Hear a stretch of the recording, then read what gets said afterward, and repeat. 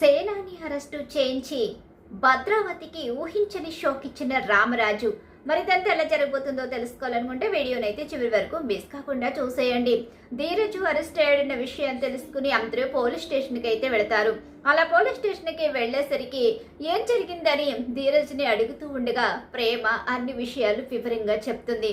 అసలు ఎవరెతను, మీ కారు ఎందుకు ఆపి ఎక్కాడు, అసలు ఇదంతా ఏం జరిగిందని చెప్పేసి మొత్తం అంతా ఎంక్వైరీ చేయడానికి రామరాజు ప్రయత్నిస్తూ ఉంటాడు. పోలీసుల్ని అడుగుతూ ఉంటాడు.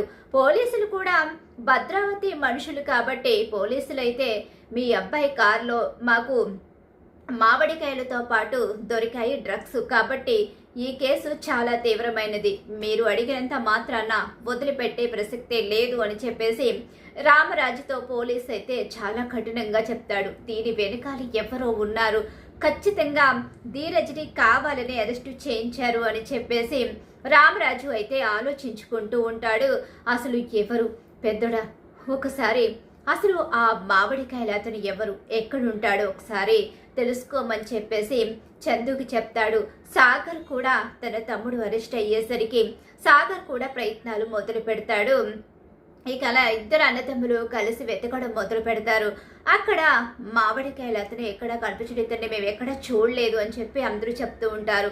ఒక అతనైతే చూసాం, ఇతను మామిడికాయలు అమ్మే వ్యక్తి కాదు, ఇతను ఎవరైనా డబ్బులు ఇస్తే ఏం చేయమన్నా చేస్తాడు అని చెప్పేసి ఇక అక్కడ ఉన్నవాడు చెప్పేసరికి ఇతను ఎక్కడుంటాడో తెలుసా అని చెప్పేసి చందు సాగర్ ఇద్దరు కూడా అడగడం అయితే జరుగుతుంది. అతని గురించి పూర్తి వివరాలు తెలియదు కానీ పలానా చోట ఎక్కువగా కనిపిస్తూ ఉంటాడు అని చెప్పేసి అక్కడ కొంతమంది చెప్పడంతో ఆ ప్లేస్కి వెళ్ళేసరికి అతను అక్కడ అడ్డంగా దొరికిపోతాడు. అలా దొరికిపోవడంతో అతన్ని తీసుకుని పోలీస్ స్టేషన్కి అయితే వస్తారు. వీడేనా ప్రేమ, వీడే కదా మీ కార్లో మామిడికాయలు పెట్టింది?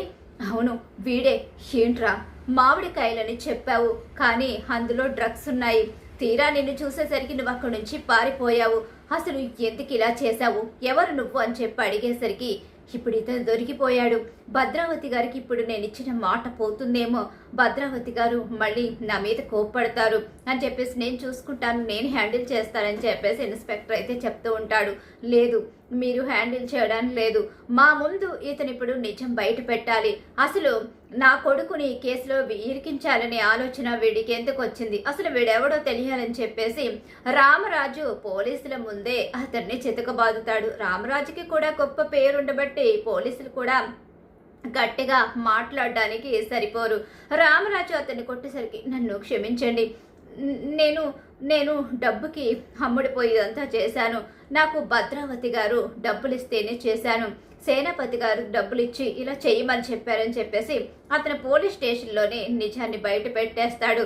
అలా బయట పెట్టేసరికి ఒక్కసారే పోలీసు ఇన్స్పెక్టర్ షాక్ అయిపోతాడు. ఇప్పుడు నేను ఇంకా ఏం చేయలేను, ఈ కేసు నా చేయి దాటిపోయింది, కాబట్టి ఇప్పుడు భద్రావతి గారు తమ్ముడిని ఎవరు కాపాడలేరు అని చెప్పేసి అనుకుంటూ ఉంటాడు.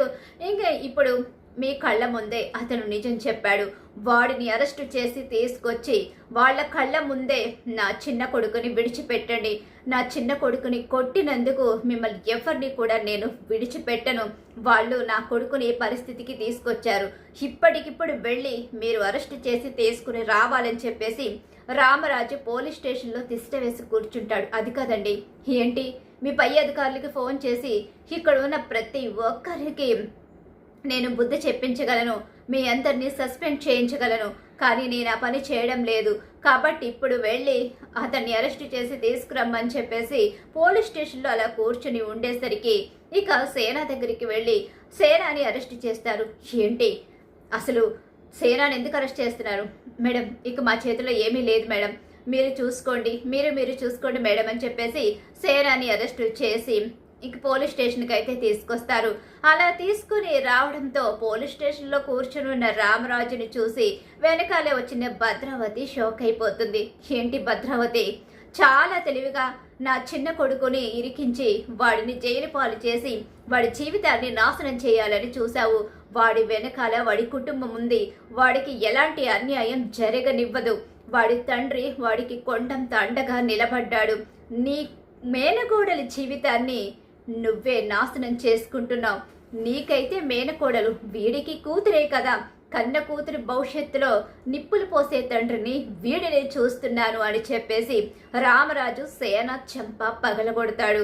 తీసుకువెళ్ళండి, వీడిని మాత్రం వదిలిపెట్టడానికి లేదు అంటూ ఊహించని షాక్ ఇచ్చి వాళ్ళ కళ్ళ ముందే చిన్న కొడుకుని గర్వంగా ఇంటికి తీసుకుని బయలుదేరతాడు రామరాజు. చూసారు కదా ఫ్రెండ్స్, నెక్స్ట్ రాబోయే కథలో ఖచ్చితంగా ఇలా జరిగిపోతుంది.